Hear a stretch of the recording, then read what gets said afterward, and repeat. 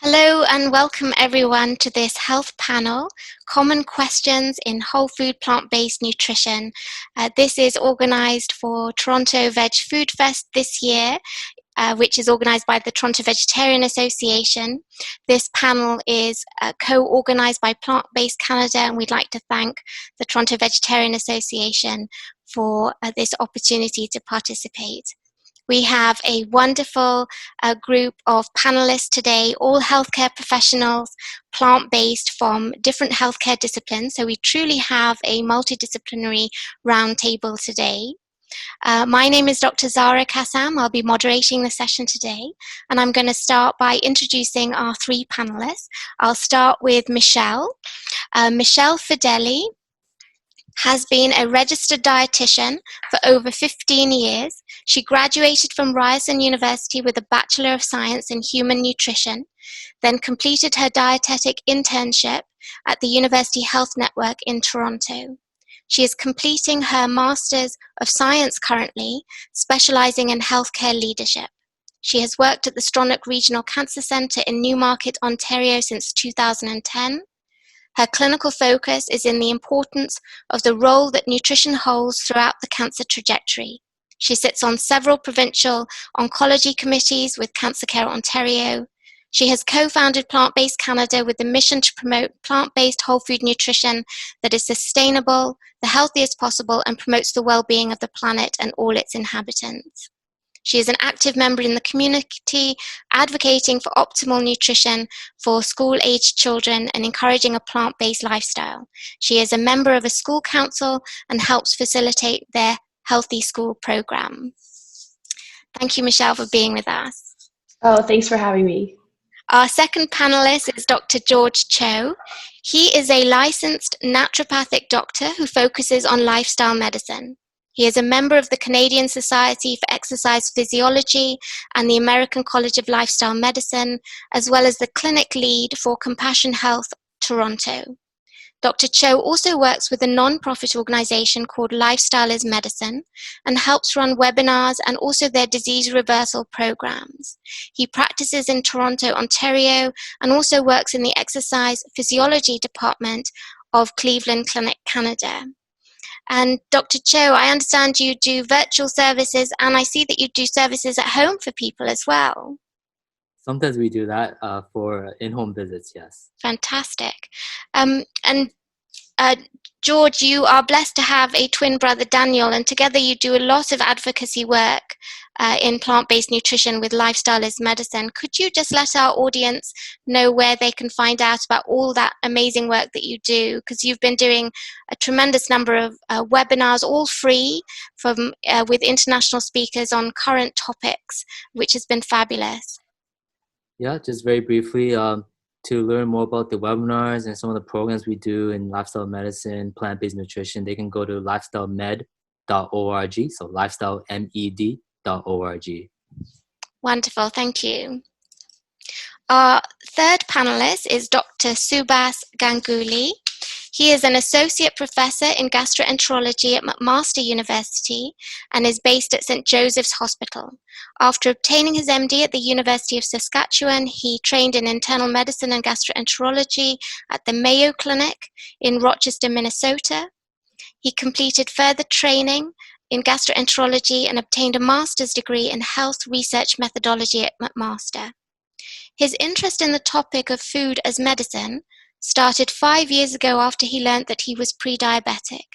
This has led to presentations at medical grand rounds at St. Joseph's Hospital and gastroenterology and cardiology rounds at McMaster University, as well as international presentations. He is board certified in lifestyle medicine with the American College of Lifestyle Medicine. And Subhas, you and I are forever bonded over that because we sat the exams together. Now, Dr. Ganguly has a website, foodasprevention.com, which explains the role of food in health and disease. And this is an absolutely fabulous website. You can actually go on and sign up for email updates as well. Subhas, would you be able to tell us a little bit more about your website? Sure. Yeah. After I found I was pre-diabetic and I basically studied myself into a whole food plant-based diet, it occurred to me that perhaps my patients would prefer to address the cause of their disease instead of getting prescription drugs. And so I basically built the website for them to basically address, what do I eat? What do I have for breakfast? What about my vitamin B12 level? So it connects you with some of the best information out of the internet that's made by other people. So it's basically a portal to try and implement this for people, because in the interest of time, it's often easiest for them to study this thing on their own. So yes, foodasprevention.com. Wonderful. Thank you. Well, welcome to all three of you, and we'll just kick off with the questions then. So I'm going to start with a broad question to you all. Can you speak to why we should choose to be plant-based, and if you feel comfortable to share your personal reasons? Michelle, I'll start with you. Sure. So my journey with plant-based started very early on. I, as well as Subas, has a health condition. So I have a family history of high cholesterol, which has led to my heart disease. I found out quite early on, under the age of 10, that I did have high cholesterol. So by 12, with my own research, I decided that I was going to be plant-based. And that has really saved me. I've heard this countless times from my cardiologist and my family physician, that eating plant-based and eliminating animal sources of protein and animal sources from my diet has really helped me keep my cardiovascular health in check. So that's why I'm plant-based. Thank you, Michelle. George. Yeah, my journey goes back like Michelle. When I was young, my mother was sick with gastrointestinal issues, and then she ran into Seventh-day Adventists, which is a Christian group that really promotes plant-based eating. And they taught her about switching to a plant-based diet. And because of that, she got better, and then she started to teach us about that. So that's the influence there. Reasons to go plant-based, I think, are many. For health reasons, I think it's a big part of my journey. But also, a lot of people going plant-based now because of animal cruelty. We know that the animal agriculture industry is very cruel in its practices. So a lot of people, especially young people, are going plant-based because of that. And also environmental stewardship as well. We know that the environment is degrading, and animal agriculture has a huge part in that. So I think those are some of the reasons to go plant-based. Thank you. Subas. Thank you. Yeah, as I alluded, I was pre-diabetic somewhere between 5 and 7 years ago. And to be honest, I started giving talks on preventing diabetes, and the literature and the evidence basically dragged me kicking and screaming into a whole food, plant-based diet. I lost 20 pounds. I'm not pre-diabetic. And as I've continued to look at the literature, it turns out that the same diet is the only diet that's been shown to reverse coronary artery disease. There's a 5-year angiogram-based study by Dr. Ornish. It is better than the American Diabetes Association diet for people with type 2 diabetes. It's potent at preventing many cancers. And as others have stated, it has climate implications and cruelty implications. I did 20 years of medical training, and perhaps I missed a day, but I'm actually incredibly embarrassed that in my 20 years of medical training, they never taught us this. And so that's why now I try and advocate it, because when I actually started asking my patients, most of them would prefer to address the cause of their disease and actually try and reverse their disease if possible, as against a more kind of palliative approach of just controlling some things. Thank you. Well, thank you for sharing your very personal stories. They're all very inspiring. Thank you. Okay, so we'll get to the next question, and this is an important question that comes up all the time. George, what is the difference between being plant-based and being vegan? It's used interchangeably, but it's not at all the same, is it? Right. As I understand it, plant-based refers to kind of your eating pattern. So you're not eating any animal foods, you're just eating plants. But vegan now has kind of morphed to kind of like an ideology.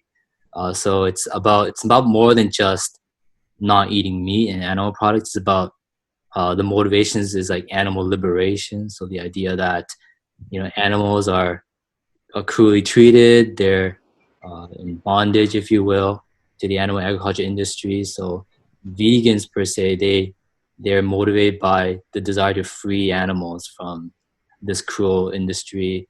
Also now it's kind of entered into the realm of environmental stewardship as well. So everyone who's a vegan is plant-based, but not necessarily everyone who's plant-based might identify as vegan.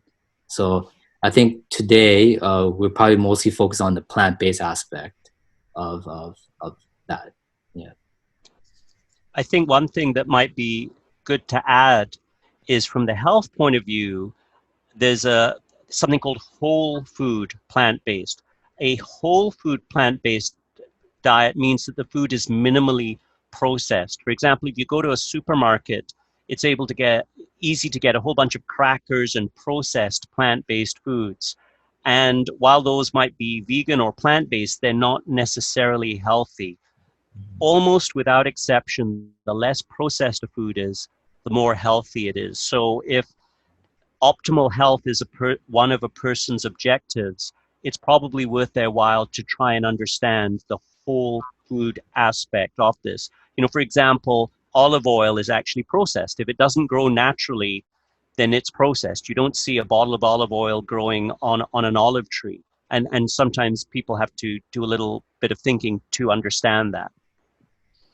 I think that's why when someone says, they're vegan, but then people see them, they're not eating healthy food, so then they judge plant-based, right? But that might be because that individual is vegan for not necessarily for health reasons, but for these other reasons, right? So they're not really focusing on their health. But that's not to say that whole foods plant-based, like Dr. Subas was talking about, it's actually very healthy, right? It's not the same as vegan. So yeah, like you could be a vegan and live on beer and French fries, but you might not be healthy. I was just going to say that, Subas. I have some patients say, but I'm eating vegan and I'm just not losing any weight.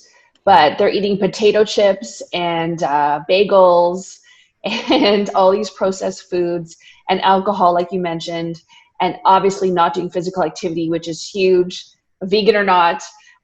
So a lot of people misconstrue that potato chips are vegan, but not the best choice. Excellent. So that takes us nicely on to the next question, which I'll give to Michelle. What are the components of a healthy whole food plant-based diet? So as we were just chatting about it, it's really incorporating everything on your plate that you need for the day. And I try to teach my patients to look at food as a way, not just you're hungry and you want to grab something to eat, is what is it offering you and giving you in terms of energy for the day so you can go about what you want to do. And it's really exciting that the Canada Food Guide that's out now is so plant-based focused versus before. We've been looking at the same one since the 90s, and before that there was no revision until the 70s. And before it had a lot of meat, animal sources on there, juices, dairy, a huge emphasis on dairy. And now it is so fantastic that the majority of the plate is getting from fruits and vegetables versus before it was a smaller component. And the meat and the animal protein was like the main star of the plate. Now it's not even on there. So it's really focusing on how to get protein from non-animal sources and whole foods, just like Subas and George was mentioning. The less processed you can get will not only be healthy for you from a cardiovascular point of view and from a diabetic point of view, but also later on I know we'll touch on the finances, and that also plays a role too. So I think it's important that in the whole day, you think about, how did I get enough protein on each of my plate? Like, look at the plate as a whole, not just grabbing random things. So I know it's hard because I've been in the nutrition world forever and I see food so differently. But every time I eat, I think of a whole food as, do I have protein on my plate? Do I have vegetables that you can think of it like, does it spell the word go? Is there a green one? Is there an orange one? Like trying to pick different colors. That's great for the kids in the house to kind of look at their plate and make sure, do I have a green something? Do I have an orange something? Do I have a protein?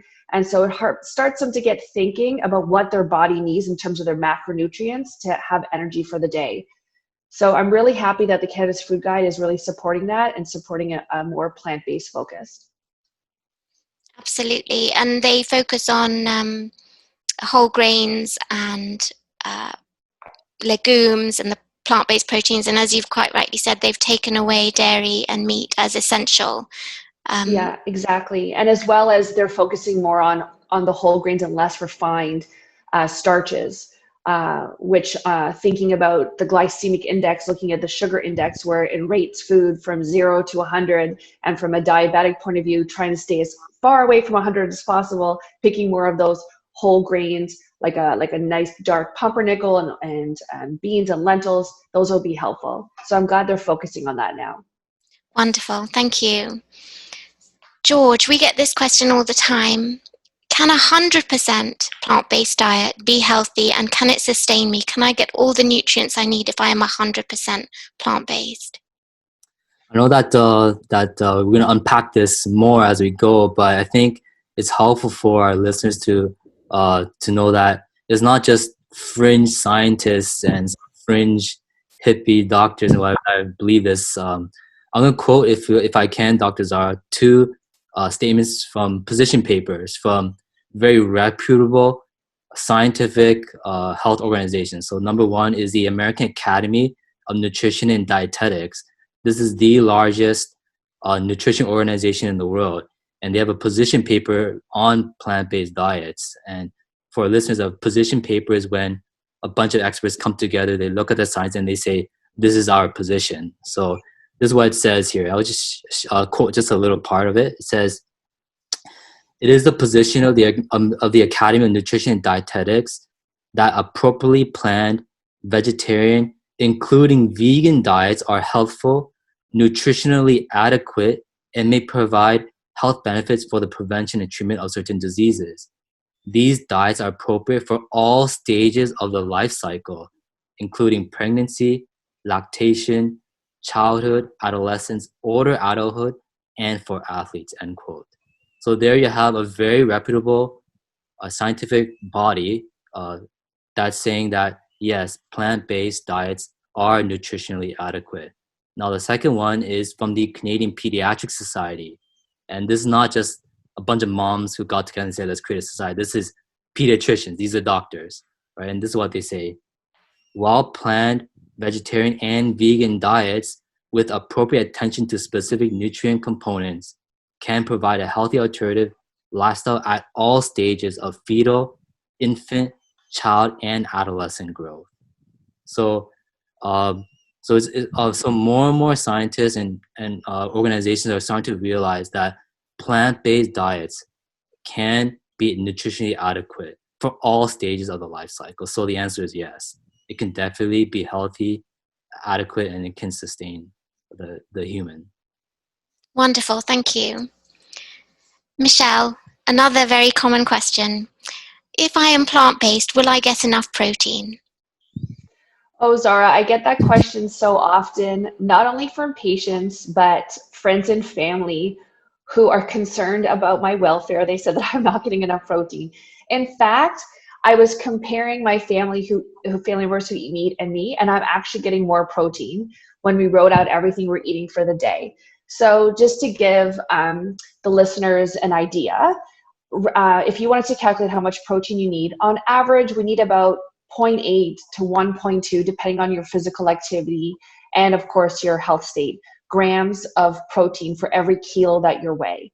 So on average, if a man needs about, let's say, 64 grams and a woman may need 47 or 50 grams, you're thinking, how can you do that each day? But like I mentioned in my previous answer about the food guide and how to eat, is if you look at the plate and say, what do I have on my plate that has protein?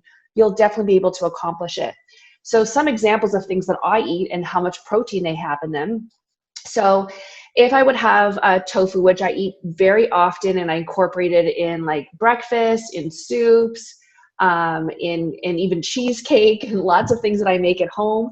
And just for a half a cup of tofu, there's about 16.5 grams of protein. So that's almost getting like to even like almost half of what I would need for the day. I'm getting there. Lentils, which I incorporate a lot into different meals, and it's very easy now to have them as snacks, and you can even roast them in the oven. For half a cup, it's 7.8 grams of protein. So everything can really be, met by your needs. seeds and nuts, for example, like almonds and cashews, can range between 4 to 11 grams. So it's completely possible, and I actually end up eating more than my meat eating family. So it's totally possible. Fantastic. And actually, Michelle, that reminds me, you actually do Fun Facts Friday, where you've actually talked about protein before. So for our audience, do check out our Facebook page for Plant-Based Canada, because Michelle is there Mondays and Fridays doing some posts for us. So thanks, Michelle. Okay, so next question. Subhas, will I get enough B12 in my diet if I don't eat animal products? B12 is a very good question to ask. And to be frank, when you look at all of the changes in our food supply over the last 50 to 75 years, it's actually very difficult for any diet to completely supply 100% of our nutritional needs. Vitamin B12 is essential for health. It has many functions, including the normal function of the nervous system and also producing our red blood cells, which carry oxygen from our lungs to the rest of our body. Most people don't realize, but neither animals nor plants actually make vitamin B12, only bacteria do. And because meat is often contaminated with bacteria from the poop of the animals, that's why meat and animal products generally do have B12.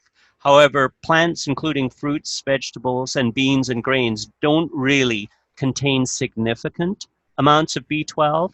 There are a few plant-based foods, such as nutritional yeast, that have some B12, but it can be difficult for this to be a reliable source. So for that reason, when someone goes on a plant-based diet, they probably should supplement with vitamin B12. The recommended dose is 2.5 milligrams per week, which is 2,500 micrograms per week. And for example, the book How Not to Die covers that quite well, as does my website. I think it's important to emphasize that untreated vitamin B12 deficiency can lead to irreversible damage to the nervous system. So if you're going to go vegan or whole food plant-based, you need to make sure that you are taking some sort of B12 supplementation. It costs less than $20 for a whole year. And you need to get your healthcare practitioner or family doc to check your B12 level probably once a year. The body stores 6 to 12 months of vitamin B12. But this is also a recommendation for people who are over the age of 50 by the American medical group, no matter what diet they're on. So there you go. Thank you. Does anyone else have anything to add on B12? I can probably, Subhas can speak to this, but I have a lot of patients who are meat eaters, and there's a lot of them who are B12 deficient. So I think it's a myth saying that if you're a meat eater, you're fine. Because I have a lot of patients who are not. You probably find that too, Subhas, don't you, in your practice? Absolutely, and there are certain conditions, Crohn's disease would be a classic one, but there are certain conditions that predispose you to have a B12 deficiency. So it's just not vegans or plant-based people who have to watch that. Indeed, and we know that 70 to 90% of all B12 supplements are actually given to the animals, because they are deficient in B12 as well, so that we as humans can then get the B12. That's something that people don't know, actually. Okay, next question. Subhas, this one is to you as well. Will I become anemic if I don't eat meat? On a balanced vegan or plant-based diet, there is no increased risk of anemia. They've done study. However, two possible concerns would be about an inadequate intake of vitamin B12, which we've now covered, or concern about, will I get enough iron? So in terms of iron, it should probably be pointed out there are two main forms of iron in our diet. There's something called heme iron. That comes from the blood of animals. For example, hemoglobin, that's where the heme iron is. And that is in meat, which you eat. That is well absorbed. But the thing that most people probably don't know is that too much iron actually is not good for your health. So high intakes of heme iron are associated with higher rates of cancer, higher rates of coronary artery disease, and an increased rate of type 2 diabetes. This is a relatively new finding. Then the other type of iron is called non-heme iron, and that comes from plants.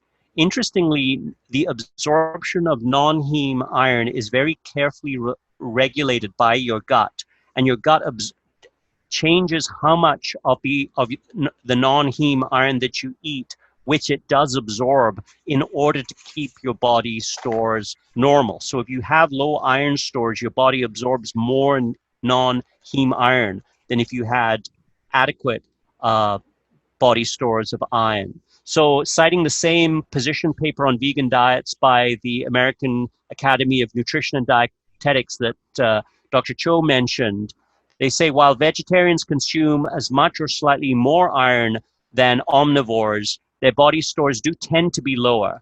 This might not be a bad thing, since elevated iron stores can increase the risk of diseases such as the metabolic syndrome.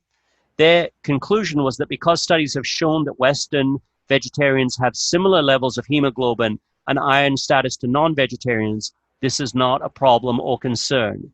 So it's certainly, I think, an important thing to probably say is if you're going to go on a whole food, plant-based or vegan diet, you should let your doctor know, because then they can monitor you. But it shouldn't be a cause of excessive concern as long as your diet is balanced. I think the bottom line is if you're going to do vegan or whole food plant-based, you need to do it thoughtfully. I don't think you should just do it on the spur of the moment and not read anything about it. You do need to be thoughtful. Thank you. Does anyone else have anything to add there? Well, I'm really glad the things that Dr. Subha has brought up, because sometimes you hear like heme iron is better. They say quote unquote better than non-heme iron or plant source iron. But I think what Dr. Subha shares really challenges that notion that heme iron is somehow better. They both have their place. Not one's worse than the other, right? So. And actually, I didn't mention, but when it comes to colon cancer, red meat, it seems to be associated with an increased rate of colon cancer, and it looks like it's the heme iron that's the culprit there. So there you go. Absolutely. Thank you. Okay, so Michelle, I'm going to move to you now. I'm going to talk about omega-3s. Do we need fish to get our omega-3s? What are the plant-based sources and why might we need them?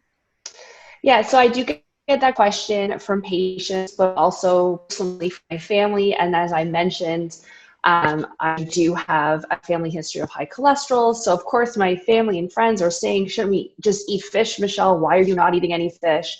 Which I haven't since I've been 12. But what's interesting, just like Subhas was mentioning about the B12, the fish themselves they don't produce the omega-3. They're getting it from another source like algae or phytoplankton. So I always say, why are we going through the middleman, which is the fish, to get the omega-3 when I can just get it from the same source that they're getting it from?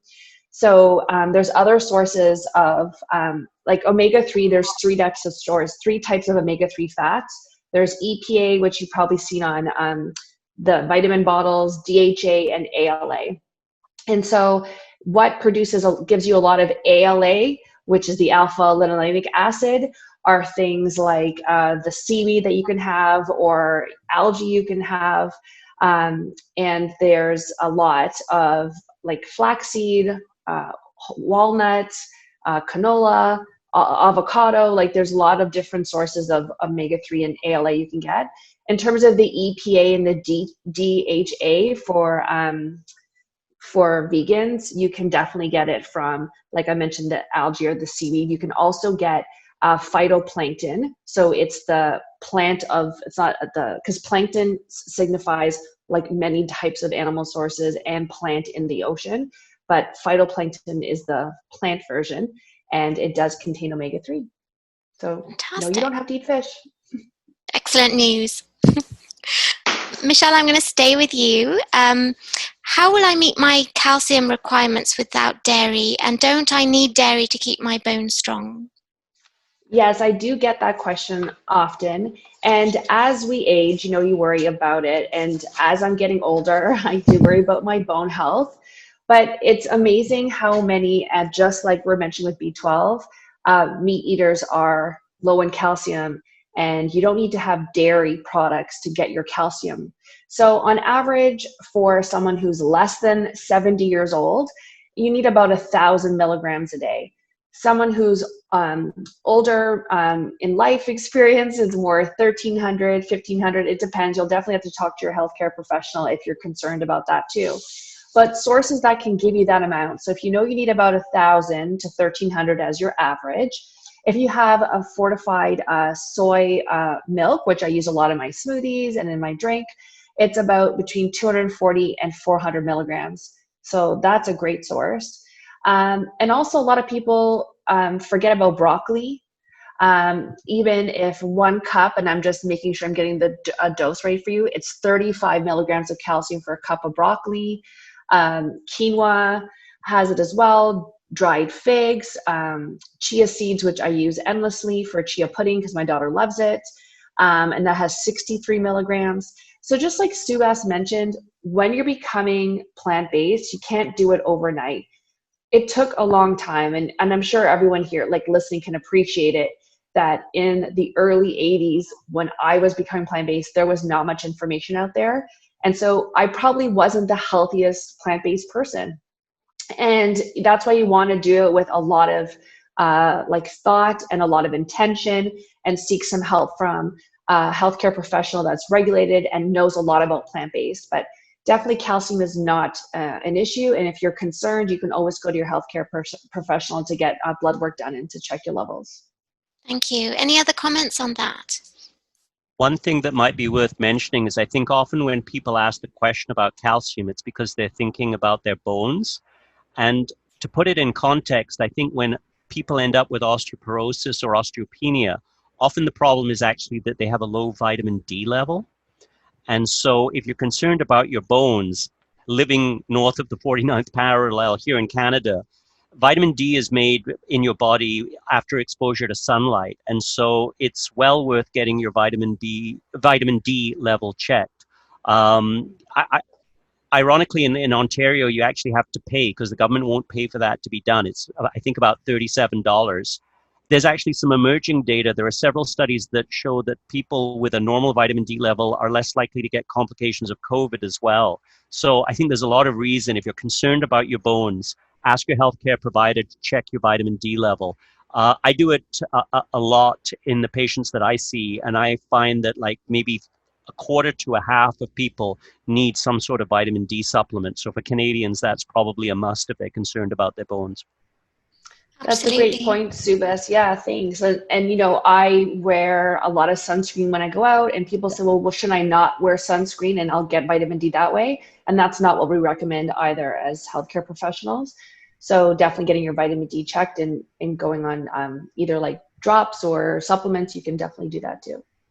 Absolutely. And most, as Subhas, as you've said already, many people are suboptimal in their levels of vitamin D. And it's worth saying that vitamin D is not a vitamin, it's actually a hormone, which is intimately related to our immune system, which also speaks to your point, Subhas, about the COVID relationship.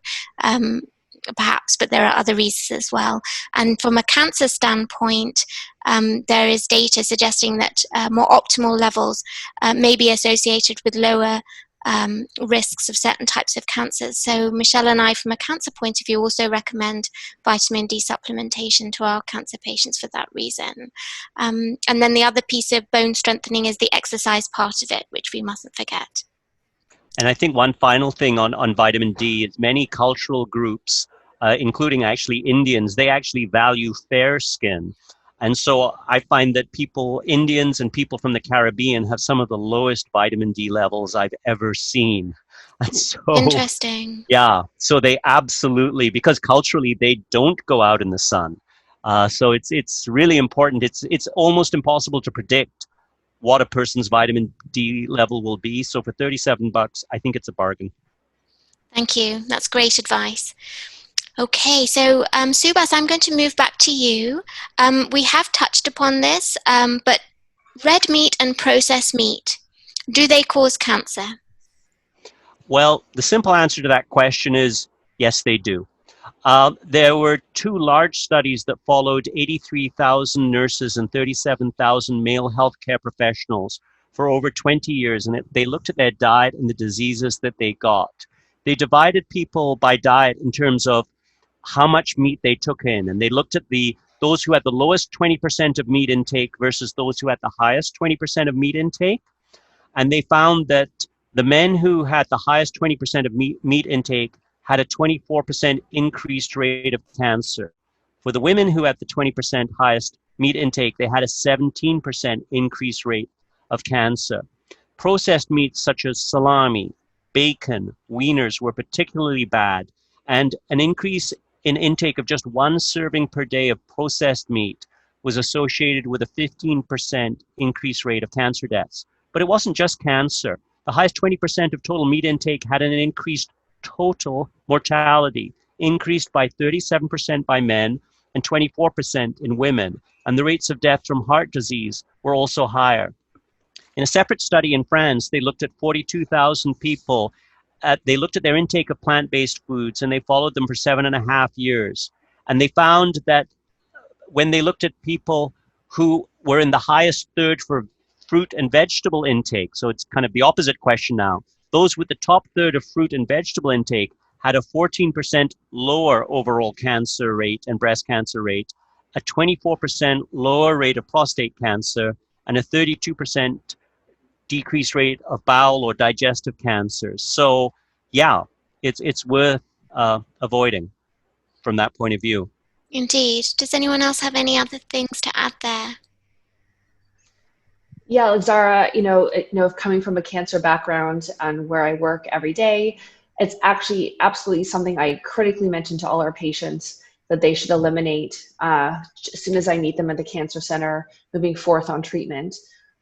It's just not necessary. All those processed meats, as we're mentioning, throughout this talk, in terms of iron and protein and, B12, we definitely do not need any of those products. Indeed, and the World Health Organization has stated that processed meat is a class 1 carcinogen. It's in the same category as smoking and asbestos. So that means that the evidence is as good for the link between processed meat and bowel cancer as it is for smoking and lung cancer, and red meat also. So combined, the red meat and the processed meat, the World Health Organization states that about 20% of all our bowel cancers are caused by red meat and processed meat. That means an extra 5,000 people per year in Canada will be diagnosed with bowel cancer and not need to be. And if you look at the cancer guidelines, they do say minimize your processed meat and your red meat. And subsequent to that, there have been other studies linking it to other types of cancers as well, such as breast cancer.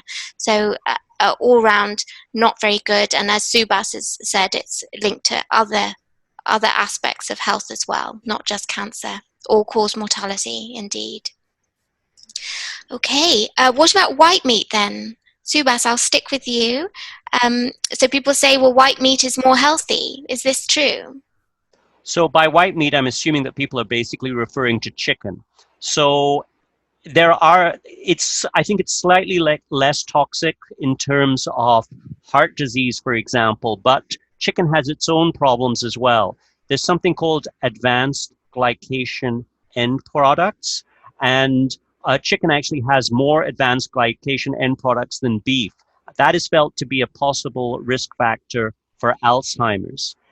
Another thing about chicken is they looked at a group of women who kept having recurrent urinary tract infections, and they were able to actually trace the cause of the urinary tract infections to be a bacteria that was actually in the chicken that they were eating, basically. So it was contaminated with bacteria. For example, you might hear occasionally on the news that, there's a salmonella outbreak because food is contaminated with salmonella.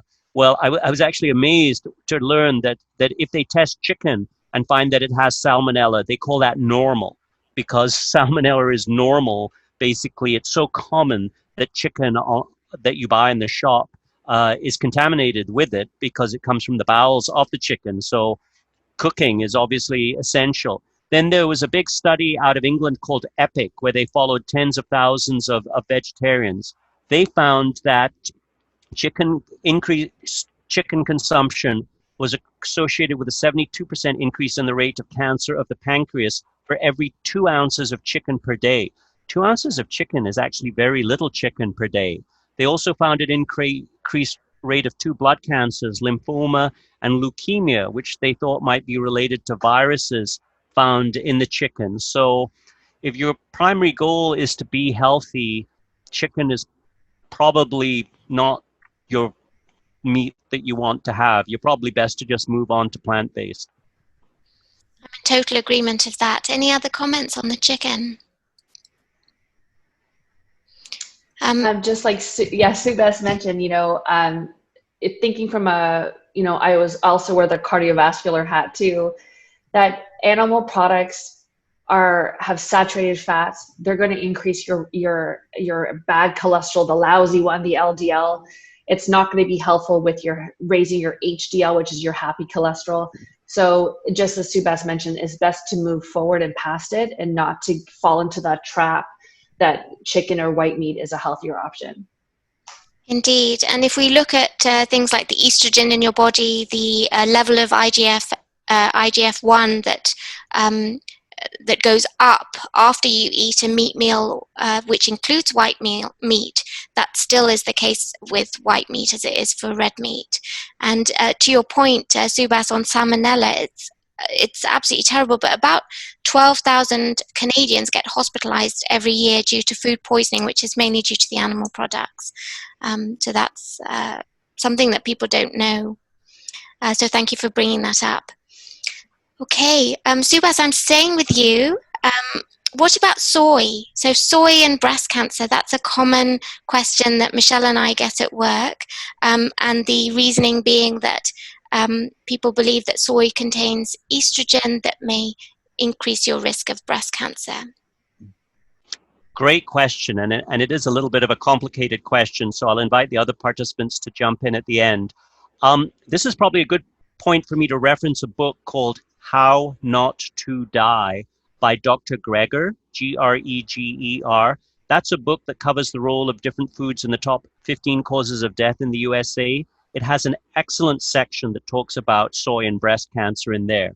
So soybeans do have a class of chemicals in them called isoflavones that function as something called phytoestrogens. Phyto just means plants, estrogens. So when people hear the word estrogen in the word phytoestrogen, they assume that that means that soy has estrogen-like effects and increases the risk of breast cancer. Well, the first part is true. Soy does have an estrogen-like effect, but it stimulates the estrogen receptor or turns it on less than the estrogen that your own body makes. So it's a different chemical.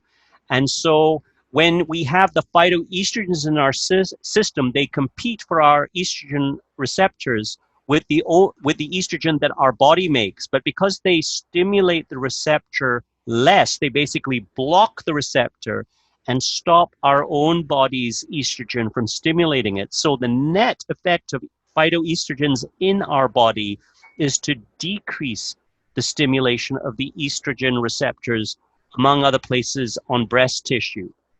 That's called a partial agonist effect. So that's why phytoestrogens are actually helpful, for example, to reduce hot flash symptoms in women who are menopausal. So it's been known for a while that women in Asia have a much lower risk of breast cancer. And part of the reason is felt to be that they do eat more soy than women in the West. And an even more interesting fact that I found when I was reading is if a woman in Asia has soy during her childhood, her future risk of breast cancer is down by 50%. But if she doesn't have much in her childhood and only has it as an adult, the decrease in breast cancer is only 25%. The timeline to develop breast cancer is decades. And so that once again supports that soy is actually protective for breast cancer. In 2014, they did something called a meta-analysis, which is a summary of 8 different studies that looked at the impact of soy intake and breast cancer. And they found that in Asian countries, it looks like soy is actually protective in women both before and after menopause and decreases the risk of breast cancer by about 40%. However, it was interesting in that study, when they looked at post-menopausal women in the West, they found that the soy isoflavones, they said there was a marginal statistical decrease in breast cancer of about 8%. But they weren't sure if that was statistically significant. But the point here is if it's an 8% decrease, then it definitely isn't an increase. So therefore, soy is safe for women in the West. Now, what about women who've already had breast cancer? Well, there have been 5 studies that look at women who've already had breast cancer and look at the effect of soy.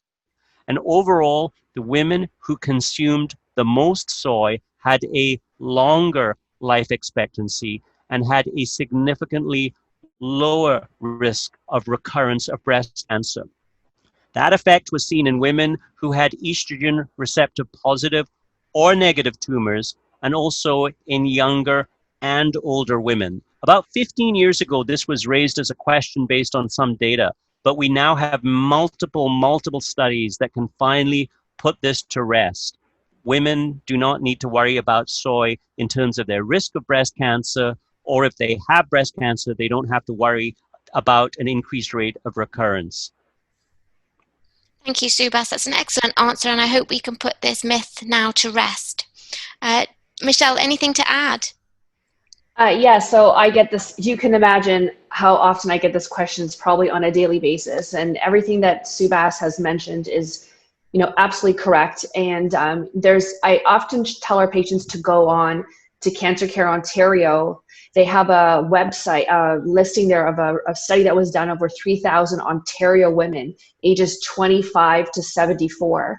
And just like Subhas mentioned, those women postmenopausal had breast cancer and were including a soy product almost reduced their risk for reoccurrence by half. So there is definitely a prevention. And I must mention, through all of the studies that I've looked at and also on my own personal eating soy, it's mentioning having soy in its form and its pure form, or the phytoestrogens that come from lentils, beans. It's not having all those processed foods that people might buy, the ground fake meat or the soy products that have a lot of additives and sodium and fat. Those things are not good to include. And just because they can cause other health issues, definitely like blood pressure issues, hypertension concerns, cardiac issues. So definitely thinking of that whole plant-based food diet, focusing on that for the soy, not going to the packaged things. Absolutely. At this point, it might be worth kind of chipping in, and correct me if I'm wrong, Michelle, but the least processed forms of soy would be edamame, which is the actual bean. Yes, And then there's absolutely. something called tempeh, and tempeh is less processed than the regular tofu that you get. Absolutely, you're correct. So getting in the form of edamame, it's fun for the kids. They love eating it. And oddly enough, my dog goes, what is with her and edamame, but she likes to catch those little things, the pods out of those little containers there. But definitely having in its true whole form, the less processed all the way around is the way to go. Thank you. Okay. Okay. Oh, go ahead, George. Yeah, Dr. Suba has mentioned Asians and cancer, and some people might challenge and say, we're starting to see Asian people like Japanese and Koreans and Chinese starting to get like breast cancer is going up. But that's because the Asian diet is also changing. So, for example, when I asked my mother-in-law how often she ate meat when she was young, she said once a year, just once when she was young. But now it's changing. So now Koreans, I can say that we're eating meat every single day. So when we start to see, if we see breast cancer stuff go up among Asians, not because of the soy, it's because we're becoming more westernized and more meat is entering the Asian diet. So thank you for that. Excellent point. Thank you. And just keeping with the soy question, because we've heard this from people. If you eat soy, will I grow man boobs, and will it affect my fertility? George, I'll keep that with you. No, I don't think so. I don't think there's any evidence to really suggest that. So I think the short answer is no. That's just a no. Yeah. Absolutely, there have been studies looking at testosterone levels, and there've been no effect from soy. Absolutely, but I don't know. Michelle and I have heard this several times. I certainly have. Okay, let's move on. I'm going to move back to Subhas just because of your interest in diabetes as well. This is such a common question we get. I've been told not to eat fruit because of the sugar content, and because I'm diabetic. Sure. And I'll just briefly kind of touch on the idea of a plant-based diet for diabetes as well. But let's focus on your fruit question. first. So the concern is that fructose, which is the sugar that is in fruit, might raise the blood sugar of diabetics and should therefore be avoided. However, fruits themselves also contain fiber and other substances which can help lower blood sugar. So it's unclear if this is a valid concern. So they did one randomized study of people with newly diagnosed type 2 diabetes. And so they randomized these people to either tell them to take at least 2 pieces of fruit per day. The second group was told to take no more than 2 pieces of fruit per day. So the two groups ended up differing in their fruit intake by about 175 grams a day based on those instructions. They then followed them for 12 weeks. And 12 weeks later, both the groups had lost weight, and there were no differences in their diabetic control. Both groups had better control of their diabetes, so there was no difference between them.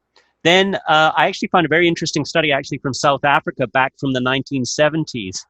Not that I'm recommending this, but they took 18 healthy subjects and they put them on a diet consisting of 2 to 3 cups of fruit juice per day, plus 20 portions of fruit per day, as well as some nuts and some vegetables and no animal products. Bizarrely enough, they managed to put those people on that diet for 12 weeks. And once again, there was no increase in their fasting blood sugar or in their response of their blood sugar to a glucose tolerance test. However, funnily enough, my dad does have type 2 diabetes, and I was chatting with him a bit about this, and it's possible that some people with diabetes might have trouble with specific fruits, especially the fruits that have something called a high glycemic index or a high glycemic load. You can look that up actually at a website called glycemicindex.com. So those people, especially if they have brittle diabetes or poorly controlled diabetes, they might have to be careful. So I think the prudent advice to someone with diabetes is the first few times you have some fruits, just double check your blood sugar. Because my dad was actually able to tell me, for example, he said that watermelon and grapes were a problem for him, but for example, bananas weren't a problem for him. So probably the prudent thing is most diabetics have a way of doing a finger stick glucose, so they can double check for themselves and then note which fruits are not a problem for them. But there certainly are fruits like strawberries are good too. Excellent. And George, I'm going to ask you as well, because I know you also have expertise in diabetes. Yeah, I agree with Dr. Suba. I think fruits are fine when it comes to type 2 diabetes. We tell our patients to eat fruit, and we don't really limit them, and we see the numbers reverse. But I do agree with what Dr. Suba said about testing which fruits, because some people, they seem to be sensitive to certain fruits and it seems to spike their sugar. So yeah, it's just a matter of experimenting. But to say categorically that fruits are bad for diabetes is really erroneous. So there's not much evidence for that. So yes, absolutely. I agree with everything that Dr. Suba said. Thank you. And George, just staying with you, we hear from people that plant-based diets are not good because they're too high in carbs, and carbs have been demonized. Can you tease that apart for us a little? Yeah, we've really come to a sad place where people really think that carbs are bad. They're confused because of all the books and stuff that's written. But I think first, I think we have to ask ourselves a question. What are carbs? So vegetables are carbohydrates. So Brussels sprouts and asparagus are carbohydrates. Are we really saying that these are bad for us? Right? So when people categorically, when they say carbs are bad, we have to really realize that's very much an overgeneralization. Okay, because no one's going to argue that vegetables, for example, are bad. Now, of course, everyone says, okay, well, we talk about the grains. The grains are bad, the bread and the pasta and all that, right? But I think we have to really understand the difference between refined grains and whole grains, right? So refined grains, you strip them much of the nutrients and also much of the fiber, right? So essentially, it's pretty much like sugar. Whereas the whole grain, you have the whole package, the fiber and all the nutrients. So it's very healthy. So, for example, there's a big difference between oatmeal and oatmeal cookies, right? Or corn and cornflakes, or whole grain bread and croissants. They're made of the same stuff, but they're very much packaged. They come in different packages, right? One's the whole grain ones not. So whole grains have been shown to be very beneficial for health, including type 2 diabetes, whereas refined carbohydrates are not. So potato chips and the donuts and the croissants and all that refined stuff, you know, white bread and white rice and all that kind of stuff. So our recommendation is if people go plant-based, then they should stick with whole grains, you know, and then limit the refined grains. And, you know, sometimes for those who have been eating refined grains for a very long time, getting used to whole grains, it might be a little bit difficult in the beginning, but with time, you actually start to enjoy it. So we want to encourage everyone to stick with the whole grains. There's very good scientific evidence to suggest that these are very healthy for you, and try to limit the refined carbohydrates. Yeah. Thank you. Subhas, do I have to buy organic fruits and vegetables? That's a good question. And so, and I've got a whole section on my website about that. That's at foodasprevention.com. They have done some multiple studies looking, for example, at the nutrient content of organic versus not organic produce. And I found a summary study that summarized over 300 studies comparing organic to not organic produce.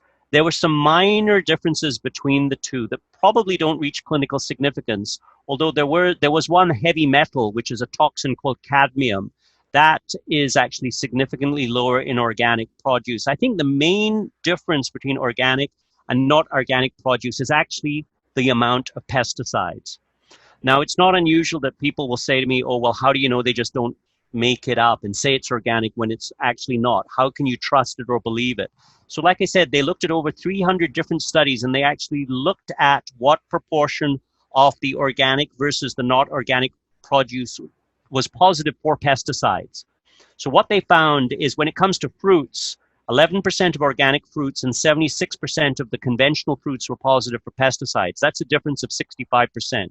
For vegetables, about 11% in organics were positive, and 32% of conventional vegetables were positive for pesticides. So really, I think when you're getting organic, you're basically lowering your pesticide dose, and those are often toxic. Then people will often say, well, I can't afford to buy all organic. And I certainly sympathize with that. There's a group called the Environmental Working Group that came up with a list of which fruits and vegetables tend to be highest in pesticides and lowest. So what you could do is the high pesticide ones, and two of the worst are actually strawberries and spinach. The high pesticide stuff you could buy organic, and the low pesticide stuff you could buy regular. And I literally have a shopping list on my website which kind of splits your fruit and vegetables into which ones you might want to consider buying organic versus not organic. I think the final thing that suggests that this might be something you want to think about is a study they did in Seattle, where they basically took a bunch of children of I think between the age of 11 and 13. These kids were normally fed regular fruits and vegetables by their parents. And basically for 2 weeks, they put these kids on organic fruits and vegetables. And they basically took urine samples from the children. And when the kids were on the regular fruits and vegetables, they were able to detect multiple pesticides in these kids' urine. After 5 days on a diet of organic fruits and vegetables, the levels of pesticides in these children's urine became undetectable. So now the concentrations, we don't know if it's clinically significant or not, but we've had one kid, and I don't actually want her to have pesticides in her urine. I just don't think it's a good idea myself, because my website links you to multiple studies that show that pesticides don't just kill pests, they can actually cause human diseases. The final example of this is something called Roundup or glyphosate, which is associated with non-Hodgkin's lymphoma. And unfortunately, that also shows up on cereals, breakfast cereals. There's a study where they measured the glyphosate on breakfast cereals. And once again, the only way I know to avoid that is going with organic. So if you're doing this for health reasons, and if you want to have the least pesticides in your body, in your blood, and in your urine, you might at least want to consider, at least for the high pesticide ones, buying organic. Thank you, Subhas. That's a fascinating study about the children and the pesticides in their urine. I didn't know that. So talking about children, Michelle, can a plant-based diet be healthy for children and during pregnancy?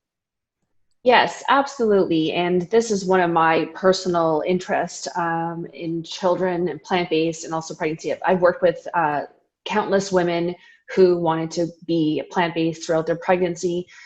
Sadly enough, their physicians would tell them to not do that, and worried that they would become malnourished or that they themselves would be depleted during their pregnancy.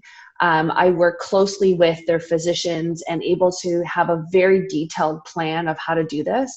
And just like we've been saying all along, being whole plant-based is really a whole thought process. It's really to be mindful of everything you're eating. But just as pregnancy and not pregnancy, there's, you want to worry about your iron, your folate, and your omega-3. But you also want to make sure that you're getting everything you need for the pregnancy. And there are a lot of plant-based prenatal vitamins to get as well. And it's important that you do seek, advice from a dietitian or a health professional that's experienced in this. As well, for children, they're absolutely, they can be plant-based and be healthy and get everything they need. Again, it just takes that the family and whoever the caregivers are to really plan their meals. But I would really suggest to go through, there's a great book about becoming vegetarian and vegan with Brenda Davis, which is a great source for any parent to look through and also to seek out some assistance. Indeed. And, just examples are that, children need a little bit more fat, healthy fat, and more protein in their diet. So a well-planned plant-based diet is very important. And it's nice. Exactly. Yeah.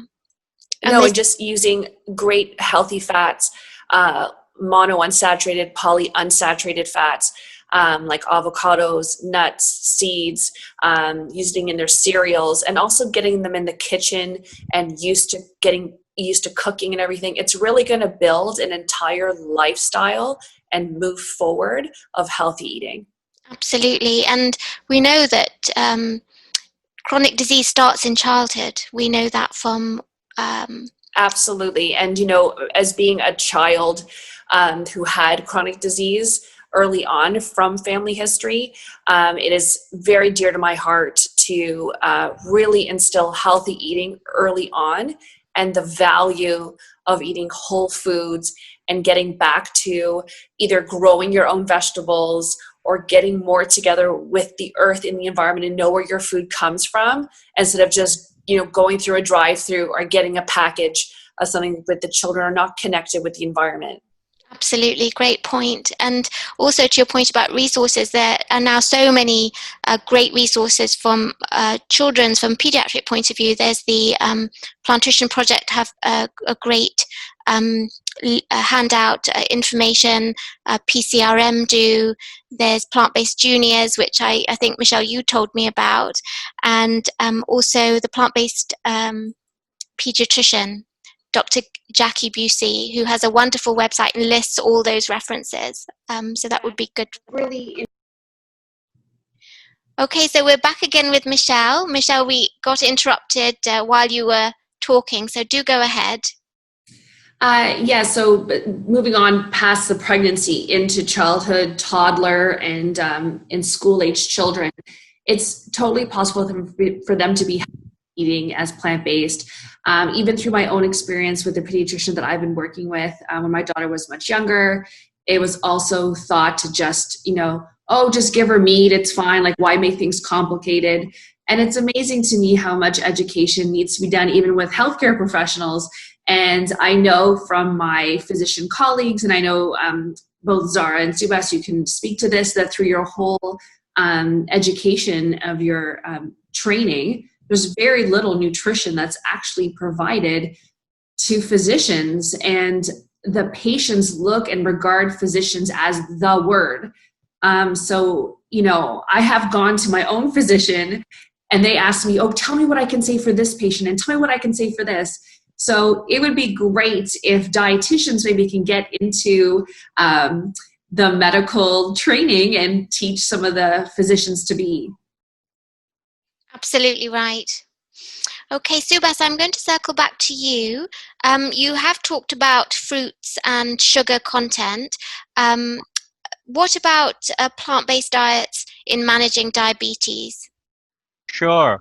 Well, we're actually quite fortunate in that, Zahra, because we have 2018 guidelines by the Canadian Diabetes Association, and they're actually very supportive of a plant-based diet.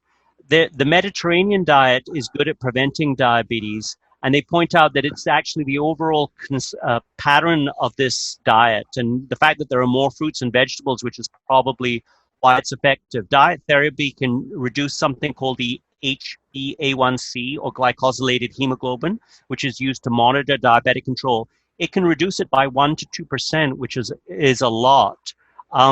One thing that comes in here is the idea of the glycemic index. Index is a measure of how much different carbohydrates raise your blood sugar. It was developed by Dr. David Jenkins here in Toronto. And basically, high glycemic index carbohydrates are probably a bit of a problem for diabetics, but a low glycemic index plant-based diet is excellent for both type 1 and type 2 diabetes. This was basically proved in a 74-week randomized controlled study. They took 99 adults who had type 2 diabetes, and they randomized them to either the American Diabetes Association diet, which you would think is the best, or a plant-based diet. And to put it rather simply, the plant-based diet was better. And so that really confirmed that. Multiple other studies have shown that vegetarian and vegan dietary patterns are excellent for both type 1 and type 2 diabetes. The only problem, ironically enough, is that they can be so effective that diabetes medications might have to be reduced. So if a person with either heart disease or diabetes decides to go on a whole food plant-based diet, it's probably important to point out they should tell their doctor, because blood pressure medications, heart medications, and diabetes medications might have to be reduced. This is a big deal, because otherwise they might either have low blood pressure or they might have a low blood sugar because the diet is so effective. Also, dietary beans, legumes, and pulses can be very helpful here. So overall, it's a very strong yes, but just the caution, if you're on medications for diabetes or heart disease, a plant-based diet could be so effective, you need to tell your doctor or healthcare practitioner, because medications might have to be adjusted. Excellent point. Thank you, Subhas. Michelle, I'm going to move to you now. What do you say to people who believe that eating a plant-based diet is more expensive? I get that very often. People are concerned about switching to plant-based and the fear of only picking organic and how it can be so expensive. But just like Subhas mentioned, there's always like a give and take. There's those great lists that you can find on his website that talk about which ones, if you have on a budget, which ones you can focus on, which one we're not.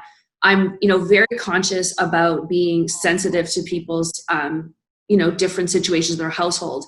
And I would rather them be plant-based and feel like they can pick from this list than saying I have to be all organic or nothing and then don't do it. And as mentioned before, if you think of how the grocery store is set up, all the stuff in the middle are all processed and packaged.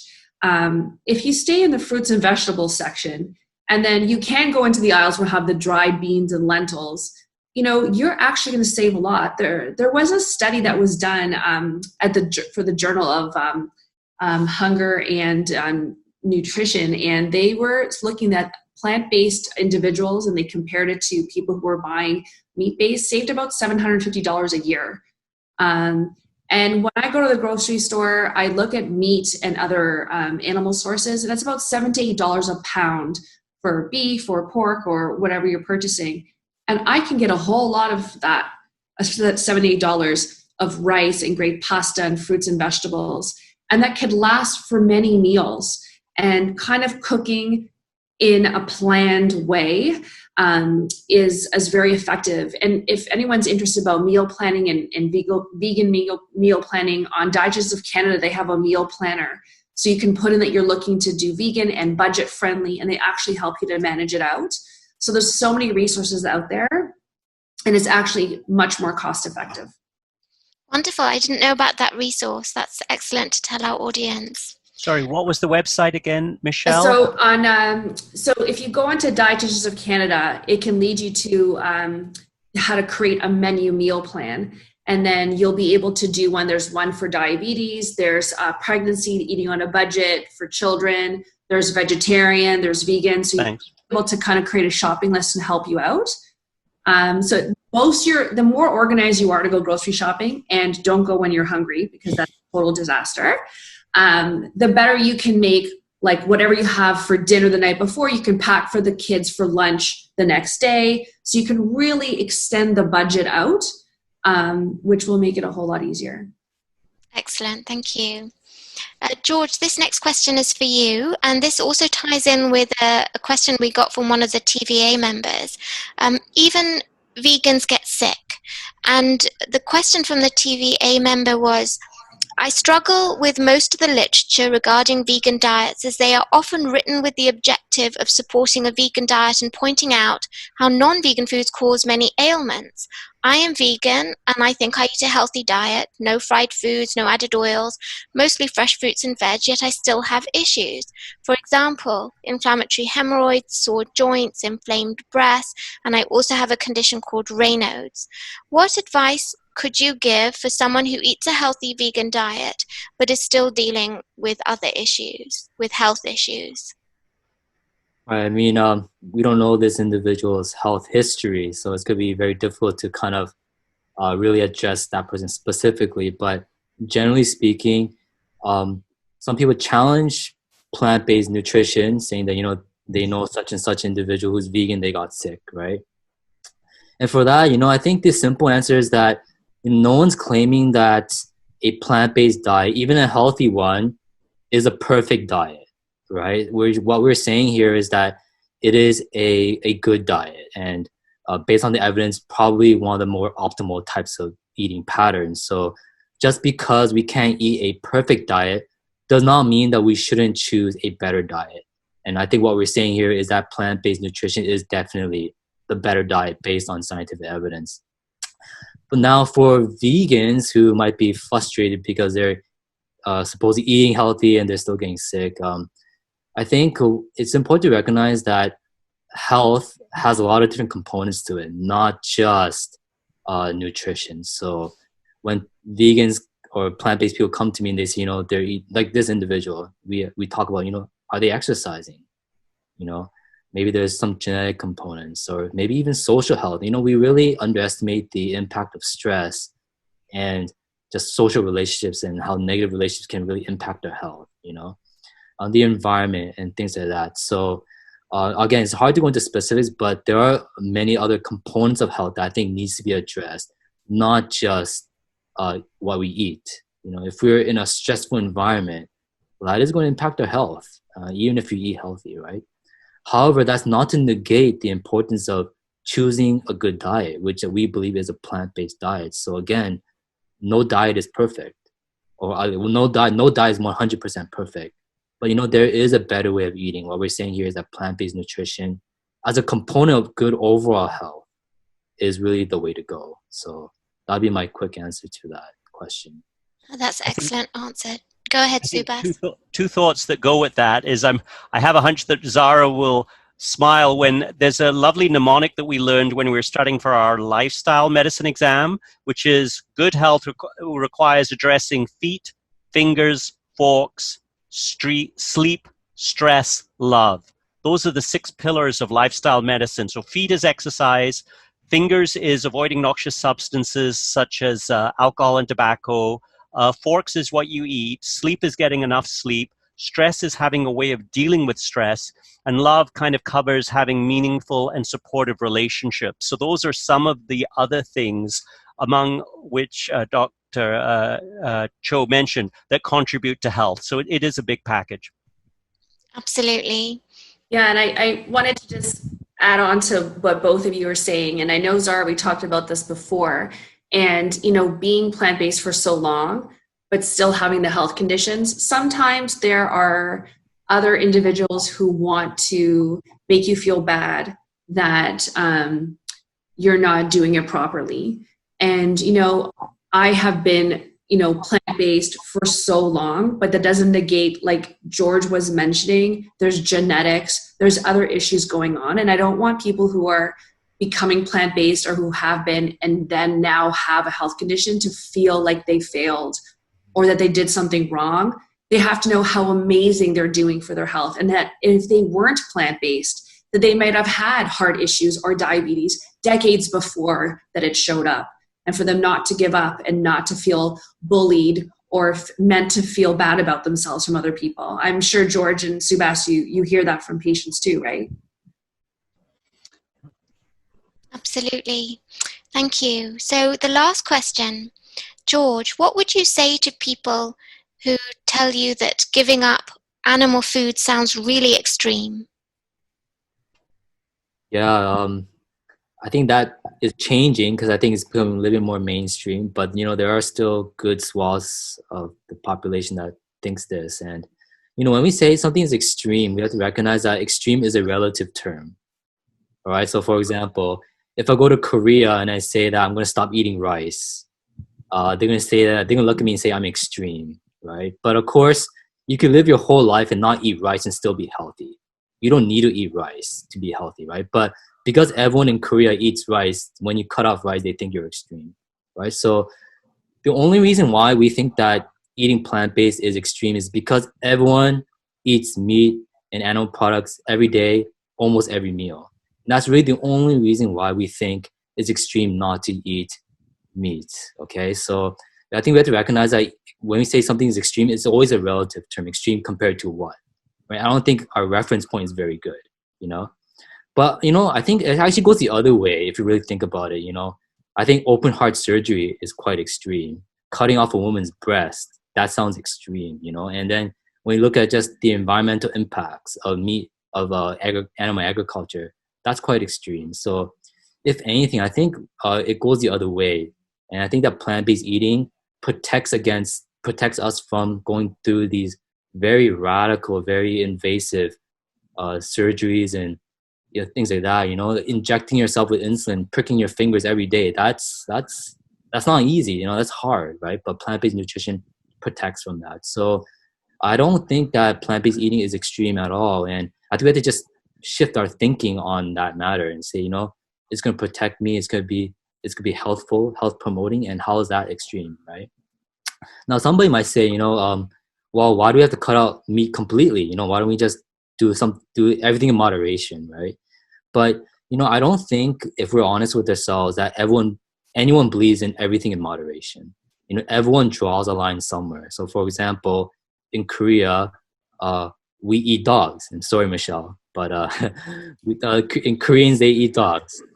Some people do, right? And so I don't think there's a single Canadian that would say, eat that in moderation. No, everyone draws a line somewhere, so we all have to make a decision. Where do we draw that line?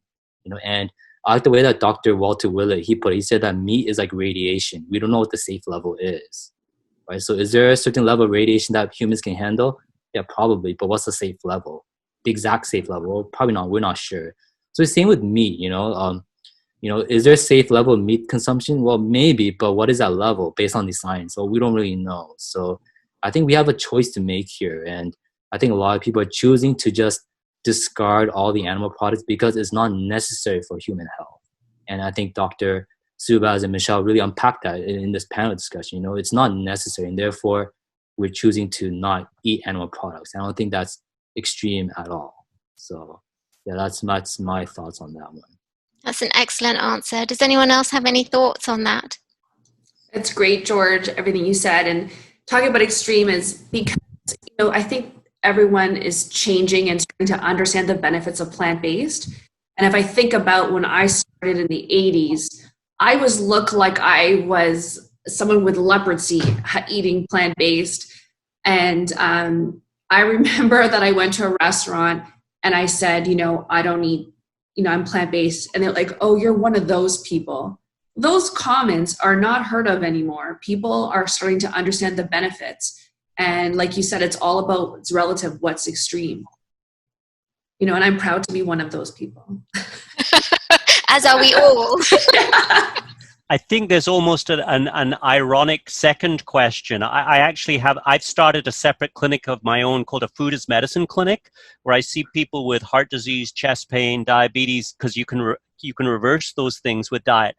We actually have to warn our patients not to be too positive about their diet. Basically, don't try and convert all your relatives in the first couple of weeks that you're into this, because when people adopt this diet, they actually physically feel so much better and so much healthier that they actually can't keep quiet about it. And ironically, that can really irritate friends and relatives, because they basically try to convert their friends and relatives to it. So I find there's almost an opposite problem, that we have to warn people, don't try and convert your whole family, neighbors, and your relatives just because you feel so great. Because, yeah, it can be a problem. People might not appreciate that. That's very funny. Okay, so we've come to the end of our panel. Is there any final thoughts that you would like to share with our audience? Well, I'll just say that, that for people to just start exploring it. And at first it could be challenging perhaps, but with time it gets much better. And learning to cook plant-based is very, very healthy. It's not just about eating salads.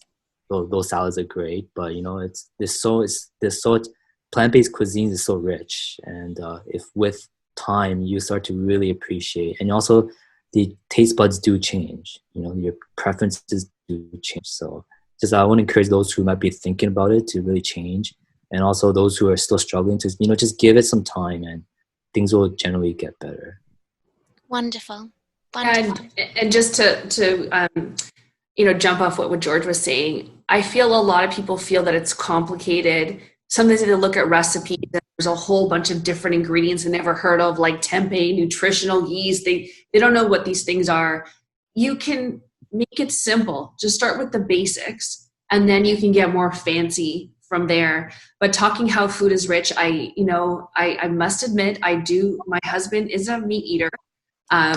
Being from South America, it looks like I'm crazy that I'm not eating meat. But when I cook for myself and he tries it, he says that the plant-based meals are much more tastier and more flavorful than the meat dishes. So one day I will convert this Argentinian to plant-based. I think that's a great place to leave it. Excellent. So I'm sorry, Subhas, you wanted to say? Two resources just to mention in passing that are excellent. Once again, the book How Not to Die by Dr. Greger, Greger, is an incredible resource that covers a lot of the questions we didn't have time to cover. He also has a website called Nutrition Facts, NUTRITIONFACTS, I think it's .org, which literally has over 2,000 videos about food as medicine. And you can just Google a question there like soy or breast cancer, but that will hopefully help people address their other concerns. Excellent, thank you.